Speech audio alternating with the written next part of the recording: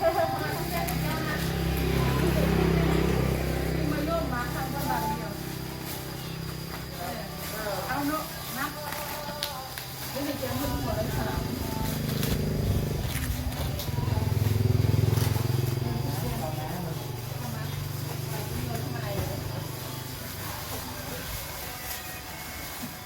หลานนักสู้นะคือเขาที่มายุ่งใกล้กันโทษเราเขาที่ว่าเขาที่วัดนั่นแหละนี่เดียวแม่ยับเลย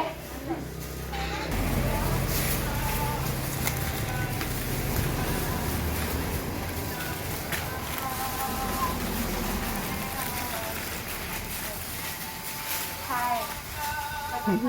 ค่อยยกกับเสื้อมาลงใช่เย่หรอสำเร็จนัด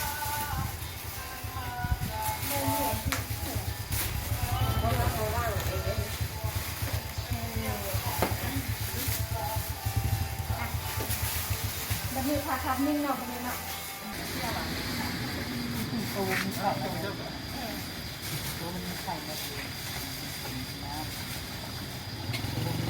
อีกอันนึงว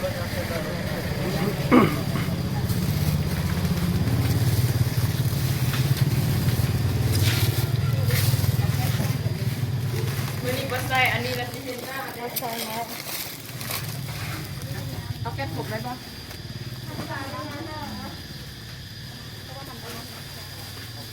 วันหนักน้องเขาจะปกตัวต่อไปจีค่าเสื้อจ้ะด้านหน้ายังไงเด็กคนนี้บได้เรื่องแล้วน่ะตัวได้แตกแล้วเจ้าแล้วก็กินเลย